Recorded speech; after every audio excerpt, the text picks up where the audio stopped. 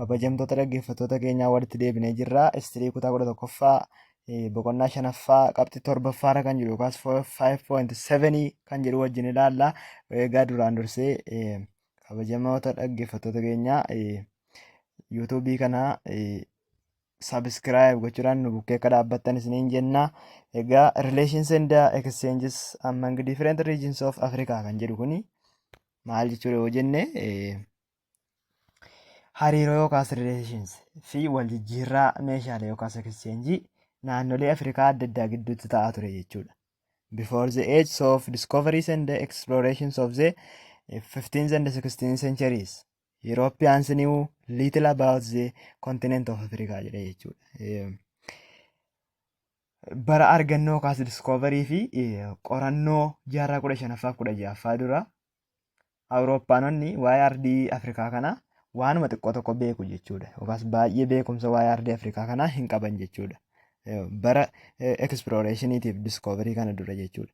Later on the Europeans, the kind of relationship that existed between the different regions of Africa was very limited jedhe jechuudha. Kan Afrikaa duwwaayyuu mootuu hin ta'in isaan qofayyuutu hin ta'in gosti hariiroo naannolee Afrikaa adda addaa gidduutti ta'aa ture suni baay'ee daangeffamaadha jechuudha. Yeroo sana dura daangeffamaadha jechuudha hariiroon jarreen kana gidduu. In connecting the different regions of the continent of Africa, the contribution of trade figures prominently jedha jechuudha. Trade figures kan jennu prominently yookaas beekamaadha jechuudha. Egaa walquunnamiinsa naannolee ardii Afrikaa adda addaa keessatti gumaachi yookaas kontribuushinii lakkoofsa daldalaa yookaas trade fiigarii iddoo guddaa kan qabudha jechuudha. Yookaas iddoo guddaa qaba ture yookaas prominent ta'ee kan beekamedha jechuudha trade fiigariin kun. And the other is as we have noted in the preceding page, trade connected northeast and southeast Africa with the Swahili coast jedhe jechuudha. Egaa gararraatti akkuma barreeyyuu yookaas akkuma fuulota duraanii yookaas preceding page yookaas peejii darban keessatti ilaallee turre yookaas hubanne daldalli kaabaa gara bahaa fi kibba bahaa Afrikaa kuni qarqara galaanaa Swahilii waliin wal quunnamsiise jechuudha. Afrikaa kanatu Afrikaa kibba bahaa Afrikaatii fi kaaba bahaa Afrikaa kanatu Swahili coast wajjin wal quunnamsiise jechuudha. Besides, Egyptian pharaohs used to send commercial expeditions to the land of Punt jedha jechuudha. Egaa kana malees yookaas besides pharaohonni yookaas mootonni pharaoh kan jennu egaa ruler of the Egypt akka ta'e beekamaadha. Pharaohonni Egyptii imala daldalaa yookaas expeditionii gara lafa Puuntiitti yookaas land of Puuntiitti erguudhaaf fayyadamaniiru jechuudha. Naannoo kanatti fayyadamaniiru jechuudha. In addition to this, trade connected North, West and East Africa across the Sahara Desert jedhe jechuudha. Kanatti dabaluudhaanis daldalli dhiya Afrikaa, kaaba Afrikaa akkasuma baha Afrikaa guutummaa gammoojjii Saharaa waliin walitti qabsiisee yookaas wal quunnamsiiseera jechuudha. Daldalatu biyyoota Afrikaa kana guutummaatti wal quunnamsiisee warroota Saharaa gammoojjii Saharaa guutummaadhaa wajjin wal quunnamsiise jechuudha. The Trans-Saharan now let us look into these developments one by one. Egaa guddinoota kana yookaas tokko tokkoon mee haa ilaallu jedha. Achi keessaa tokko the Trans-Saharan Caravan Trade jechuudha. Trans-Saharan Caravan Trade kan jennu yoo ilaallu innis maal jechuudha? Daldala karavaanii Saharaa qaxxaamuru jechuudha. Daldala karavaanii Saharaa qaxxaamuru. Trans-Saharan Trade dhuma keessaa ta'e Caravan Trade jechuudha inni kun. The Trans-Saharan Caravan Trade began to take place on regular basis during the 4th century among peoples of forest, savannah, Sahel and Sahara jedha jechuudha. Kana yommuu jennu Daldalli karavaanii Saharaa qaxxaamuruu uummattoota naannoo bosonaa yookaas foorestii jiranii fi savaanaa yookaas lafa margaa akkasumallee saahelii fi Saharaa gidduutti jaarraa afuraffaa keessa bu'uura yerootiin raawwatamuu yookaas take place yookaan bakka mul'achuu kan jalqabedha jechuudha. Uummata kanaan jalqabe jechuudha daldalli kuni. While Ghana was an integral part of the early trans-Saharan trade, neither it nor any other Western Sudan state was built by the trans-Saharan trade jedhe jechuudha. Egaa kana yeroo jennu yeroo Gaanaan daldala jalqabaa Saharaa qaxxaamuru keessatti qaama giddugaleessaa yookaas integiraal paartii turte keessa innis ta'e yookaan Gaanaas ta'e mootummaan Sudaan dhiyaa daldala Saharaa qaxxaamuruun ijaaramtee turte jechuudha.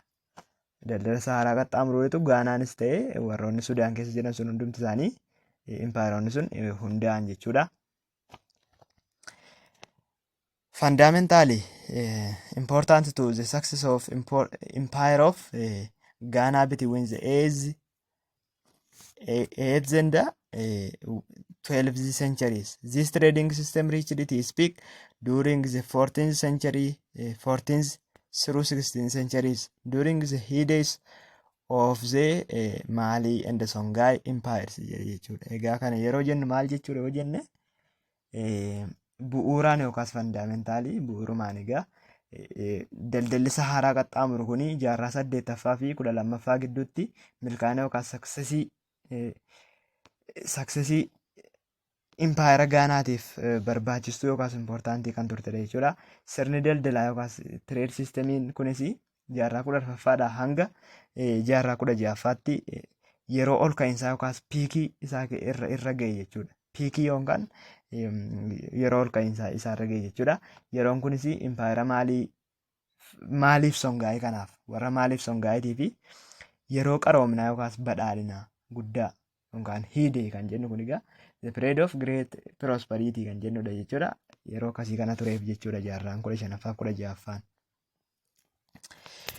In the period from 500 AD to 1590 AD, routes rose and declined in importance depending on the empire and the amount of security it could maintain for traders and trade routes jedhe jechuudha. Kana yeroo jennu yeroo bara 500 AD hanga 1590 AD keessa daandiiwwan daldalaa ol ka'an yookaas ruus ta'anii akkasumas barbaachisummaan daandii daldalaa sun immoo gad bu'e jechuudha. Ofii isaaniitti ol ka'an iyyuu malee barbaachisummaan isaanii gad bu'e. Kunis aangoo impaayerichi hamma nageenyaa daldaltootaa fi daandii daldalaa eeguuf qabu irratti hundaa'uudhaanitu ta'e jechuudha. Gad bu'uunsaa kun sababa daandii daldalaa eeguudhaa fi nageenya daldaltoota sanaa eeguudhaaf impaayerri sun badaa aangoo hin qabneefidha jechuudha. Sanarratti hundaa'e waan tureef jechuudha. The major trade routes can be divided into three jedhe jechuudha. Daandiiwwan daldalaa gurguddoon bakka sadiitti qoodamuu danda'u jechuudha. Isaanis this were the north to west, north to south, west to east and the southern routes jedhe jechuudha. Bakka sadiitti qoodamu jenne isaanis kaabaa gara kibbaa kan jennu, dhiyaa gara bahaatii fi daandiiwwan kibbaa turan jechuudha. Southern routes kan jedhudha jechuudha. Kana ture jechuudha. In the north to south and the west to east routes, camel formed the major pack animals that made transportation of goods and merchants possible jedhe jechuudha. Kana yommuu jennu gaa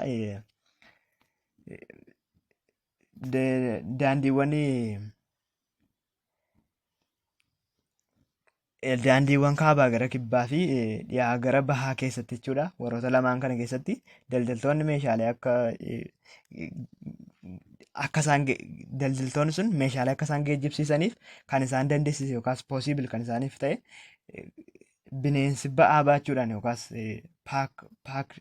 paakanii malii kan ta'e kan tajaajilaa ture gaala jechuudha yookaas kaameliidha jechuudha.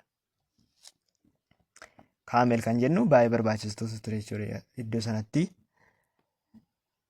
Egypt in Africa and Mecca in the nearest were the last destinations of merchants in East Africa or East jedha jechuudha.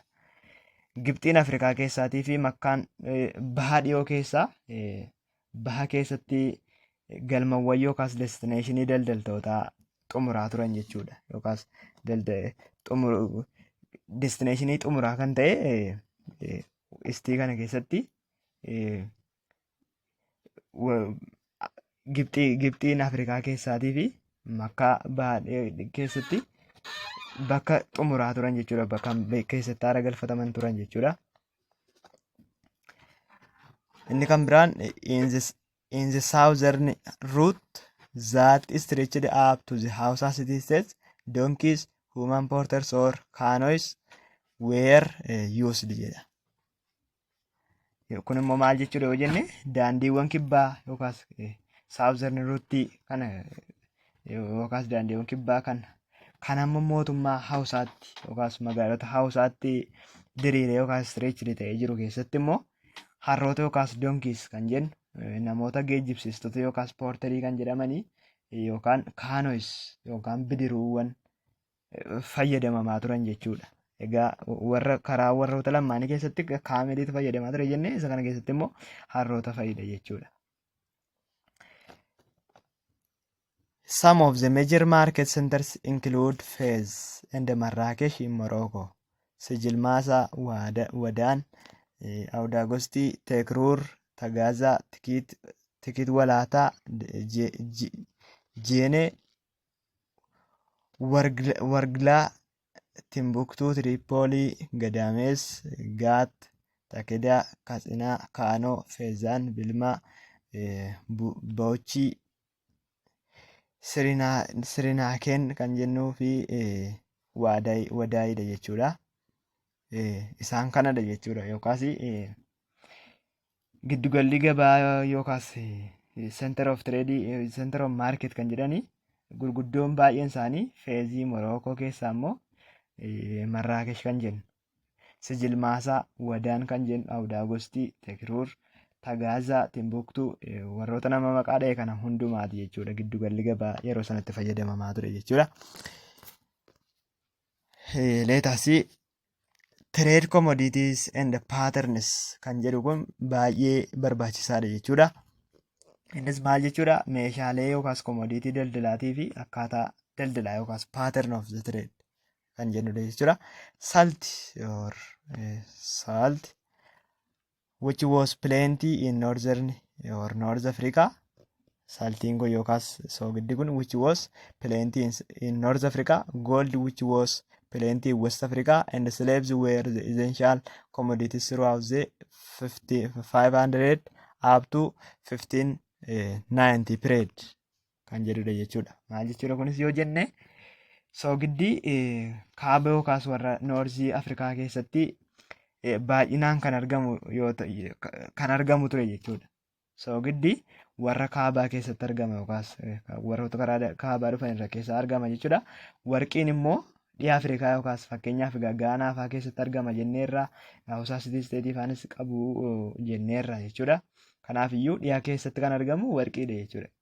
Baay'inaan kan argamudha jechuudhaa fi bara 500 hanga 1590 keessa guutummaatti garboonni meeshaalee barbaachisoo turan jechuudha. Garboonnis essential commoditiidha jechuudha daldala sana keessatti.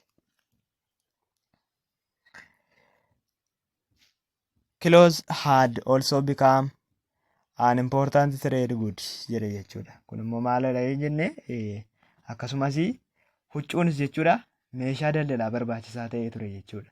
Meeshaan daldalaa barbaachisaa kan biraan huccuudha jechuudha.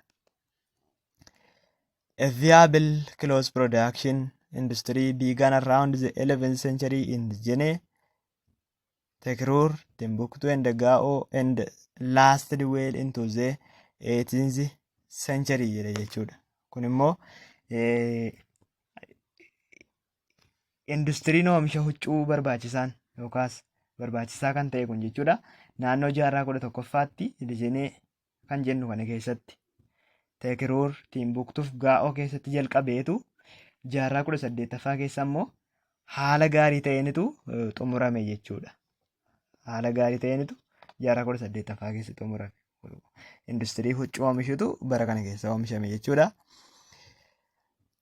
By the 11th century, a typical caravan included 1000 camels jedhe jechuudha. Egaa jaarraa 11ffaatti egaa karavaaniin illee yookaas typical caravan kan jennu gaala 1000 kan of keessatti hammatudha jechuudha. Daldala kana keessatti gaalota naannoo 1000 kan of keessatti hammatu bara jaarraa 11ffaa kana keessadha jechuudha. It might, for example, set out from Sijilmasa in North Africa, loaded with salt from Tagaza, foodstuffs, clothes, perfumes, and other goods from the Maghreb jedhe jechuudha. Kun immoo maali yoo jenne fakkeenyaaf egaa Afrikaa kaabaatti Sijilmaasaa irraa fe'amuu danda'a ture jechuudha. Sijilmaasaa irraa wanti fe'amus ni jira. Tagaazaa irraa soogidda, nyaata yookaas fuudistaafi huccuu, urgooftuu yookaas perfuumsi kan jennu meeshaalee biroonis Maagrebii irraa dhufanii turan jechuudha. Maagrebii irraa kan fe'amaa turantu jira jechuudha. Maghreb from the Maghreb jenna jechuudha. It is next stop was Wadan, an oasis in the present day notation of Mauritania, where some of the goods were sold and new items purchased. Then the caravan went to Walata or Tikit on the southern edge of the Sahara. And finally it went on to the Timbuktu jedhe jechuudha. Kana yommuu jennu immoo maali yoo jenne bakka inni itti dhaabbatu kan itti aanu immoo yookaas zenekstiin Wadaanidha jechuudha. Oasis kan jennu immoo bakka amma Mooritaaniyaa jedhamtu keessa jechuudha. Bakka meeshaalee hedduun itti gurguramanii fi yookaas sold itti ta'anii fi wantootni haaraan yookaas new items kan jennu itti bitaman yookaas purchased ta'an ture jechuudha. Kana booda egaa karavaanii gara walaataatti erga kana booddeedhatu gara walaataatti darbe jechuudha daldalli karavaanii kun yookaas tikiitii kan jennu kan moggaa kibba Saharaa irratti argamtudha jechuudha bakki tikiitii yookaas walaataa jedhamtu kun fi xumuratti immoo yookaas faayinaalii Timbuktuu irratti darbe jechuudha. Gara xumuraatti daldalli karavaanii kun gara Timbuktuutti darbe jechuudha. From there, the salt and other products would likely be taken by canoe to Niani or Dijini, where the salt was broken into smaller pieces and carried into the forest areas by the slave porters and donkeys of the Dula or Dula Wangara jedhe jechuudha. Achirraati jechuudha yookaas zeer kan jennurraa soogiddaaf meeshaalee yookaas oomishoonni kana fakkaatanii kan biroon jechuudha fudhatamanii doonii yookaas kaanoidhaanitu gara Niyaanii yookaas Dijiniitti geejjibamu jechuudha. Kunis bakka soogidditti caccabu ture jechuudha. Bakki kuni bakka soogiddi smaller piece yookaas kutaa xixiqqaatti caccabee gara warra naannoowwan bosonaatti geeffamu ture jechuudha. Bakki kun kan baatee geggeessus immoo maal ture jechuudha. Geejjibdoota garba ta'an slave porterii kan ta'anii fi harroota duulaa wangaaraati jechuudha kan geessan achitti. Duulaa wangaaraa kan jennu jechuudha. These traveling merchants traded the salt and other items from the north for forest gold, kola nuts, animal hides and other products, and then returned to Guinea or Niani and Timbuktu jedha jechuudha. Kun immoo maal jechuudha? Daldaltoonni malaa jiran kun traveling traderiin kuni yookaas merchaantiin kuni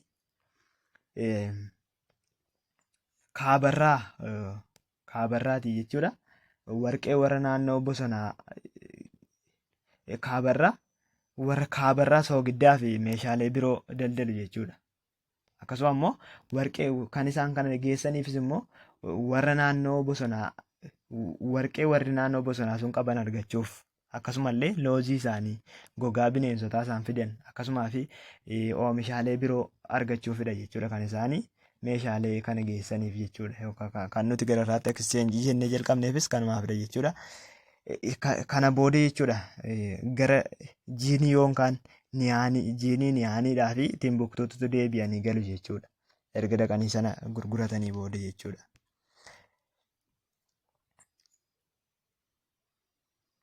Egaa kana hundumayyuu yoo jennee gaadha jechuudha. Kanaafiyyuu viidiyoo itti aanutti boqonnaa haaraatti kan gallu ta'anis Medieval African States kan jedhu boqonnaa ja'affaan maal jedha? Afrikaa in the outside world jedha. Afrikaadhaa fi biyyoota addunyaa alaa kan jedhudha jechuudha. Yuunitiin kun jedha. Egaa isa kana viidiyoo dhufu irratti yoo wajjin ilaallu yoo ta'e iyyuu ammaaf nu ga'a jechuudha. Galatooma.